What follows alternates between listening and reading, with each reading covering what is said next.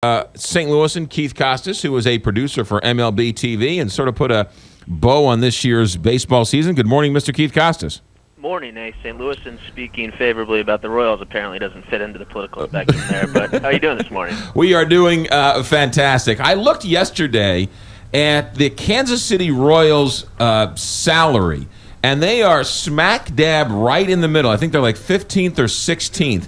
The Dodgers were up over almost close to 300. The Yankees were well over 200. So it really goes to show you that everyone talks about how much money these teams spend, but it really doesn't matter when you get right down to it. Yeah, you heard the Royals talk a lot all through the postseason, not unlike how the Cardinals have been built, that there's so many guys that have come through that system together. And one thing that I thought that was kind of interesting, their general manager, Dayton Moore, who spent a lot of time in Atlanta in the 90s when they had those great runs, talked about, hey, you know, we know we're not going to be able to go out and sign these guys, sign big free agents, and even keep the guys that we draft in-house, but we're going to go ahead and enjoy the 6-7 years of control we have with them and not get too concerned about extending people, not break from our system, not break from our plan, but have these guys come up together. And they were super patient with them. There were a lot of lean years there with a lot of the guys that they have that developed into stars. You know, they really struggled when they got to the majors, but they were patient with them and they rode it out, and we've seen the last 2 years them reap the benefits. Pretty much all of their major players that they had in there were either developed in the organization or traded for early in their careers while they were with other teams. So, yeah, patience and going with young players can really work for some of these mid-market, small-market teams. I don't know if anyone at MLB TV or some journalist has sort of done the graphs and the charts, but, you know, you look at Albert Pujols' first 7 years compared to his next 7 years, or the first 7 years after they're a major free agent, and sort of look at the younger years versus the older years. Seems to me, just anecdotally, I'd much rather have people's first 7 years than last 7 years.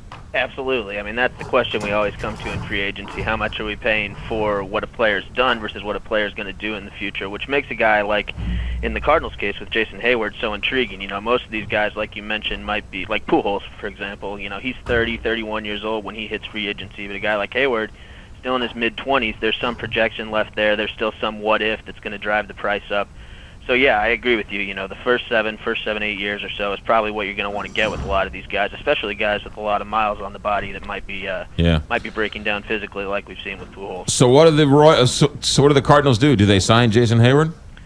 It's hard to say. You know, we started some of our off-season programming kind of in earnest yesterday, and the two top storylines that we had on our morning show were number 2, Jason Hayward, how much does he get, where does he end up, and number 1 was Zach Greinke and David Price, the two big starting pitchers that are on the market this year. Where do they end up? The Cardinals could be involved with both of those situations, so it's kind of hard to project where they're going to go until that Hayward question gets answered. I have a hard time thinking that they're going to let him go if they really are ready to spend money like they've been saying for the last couple of years, and there's no reason to doubt them. I mean, right. What Cardinal fan wouldn't approve of the way they've run the team? And if you look at the financial reports that have come out, whether it be the TV deal they've signed or Forbes calling them the most profitable team in baseball in a recent report, you know, they have the money to spend. If they want Hayward, I think they'll get him, but I do think some fans are going to be pretty alarmed by the price tag on him. I think north of $150 million is almost a certainty, and it could be $200 million. I know it's not my money, and it's their money, but when I was younger, I was much more apt to say, go ahead and pay it. But now, as I get older and I sort of maybe have a better sense of what $200 million is, I mean, when it's all said and done, can't they find another right fielder to sort of piece together that and sort of save that money and use it somewhere else? They may. I mean, they may have their right fielder. Steve Piscotty looked to be a guy that would be fully capable of playing every day in the majors. But, you know, who knows how they feel about Matt Adams? Will Piscotty have to play first? You know, they're looking for flexibility. And if you can plug a guy into a spot and you know he's going to be there like a Hayward, and you have some versatility with him too. Center, he can play in a bind. You know, he can play right. If you can plug that guy in and be able to move Piscotty around, left field, first base, you know, who knows if he could pull an Alan Craig and maybe learn to play third base, which he played in college. I doubt it, but who knows? You know, if you can plug a young guy in like Hayward and have one less thing to worry about, I think you go ahead and do it. Although $200 million, like you said, that is kind of a tough pill to swallow, especially for a guy who's not going to be hitting 30 or 40 homers a year. We're out of time, Keith Costas from MLB TV, but Alex Gordon just turned down the $14 million from the Royals a week after he hits the biggest home run in the team's history. He's going to get some $20 million a year from somebody. Agreed. I guess the screaming cries of 800,000 strong in downtown Kansas City yesterday weren't enough to keep him around.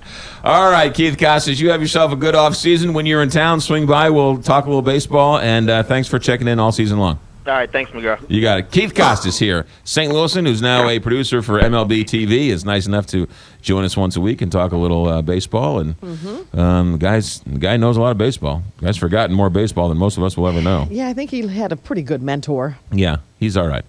Plus, he's named after Kirby Puckett. That's right. Yes. He told that great story, didn't he? He did tell that good story. I'm refreshed.